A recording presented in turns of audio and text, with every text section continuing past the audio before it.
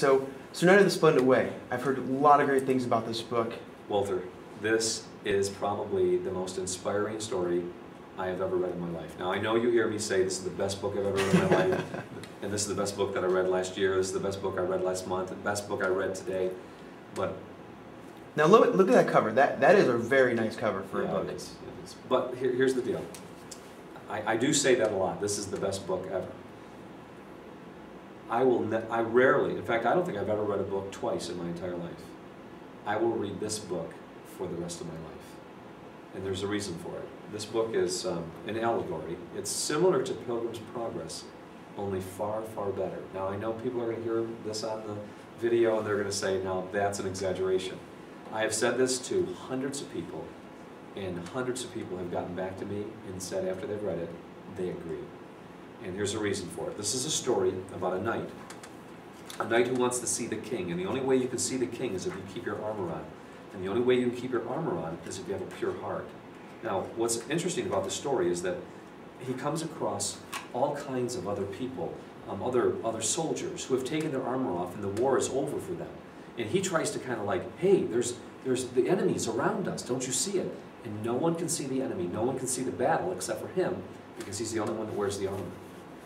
Sounds like what's going on today. But not only does he wear the armor, but he must maintain a pure heart in order for the armor to be effective. Oh.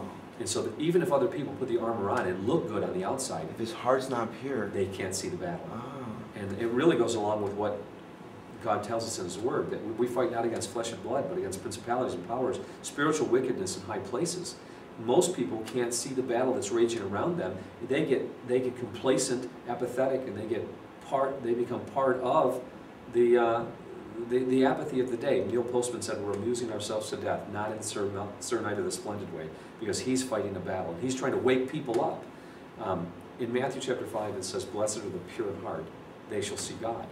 They get to see the world the way God sees it when a person is sanctified, pure of heart. And so the knight, he is going through life trying to wake people up out of their lethargy and out of their apathy.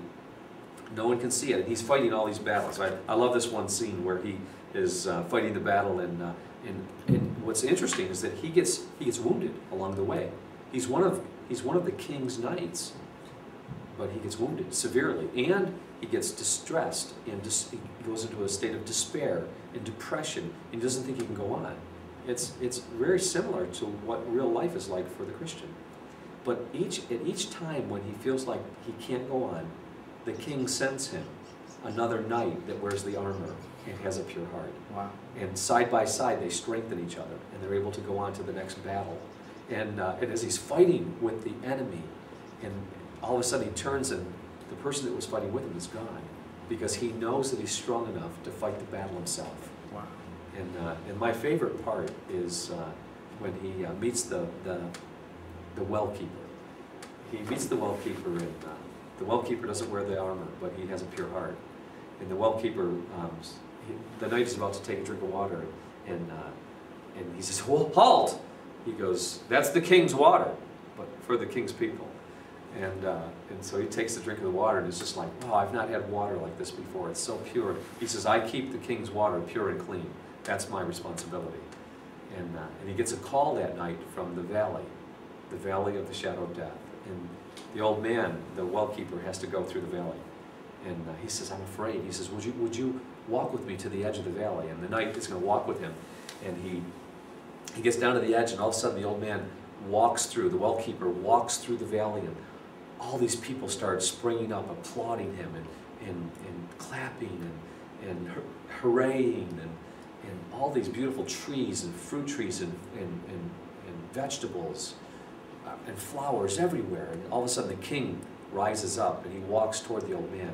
And the old man bows down on his knees, and the king picks him up and says, well done, my good and faithful servant. And he says, but sire, I don't understand. He says, I've never worn the armor. And he says, but you have kept the water pure and clean, for everything that you see here in the valley has grown because of you. And so those both who wear the armor and those who are the keepers of the things that God has given us to keep and be faithful to. Faithful is he that is faithful in that which is least is faithful in that which is most. And so it's a book for both those who are fighting the battle on a daily basis, and those who are keepers may be just a keeper at home. Both have a very strategic place in the kingdom of God. It is a book that I will read for the rest of my life. Wow, that's awesome.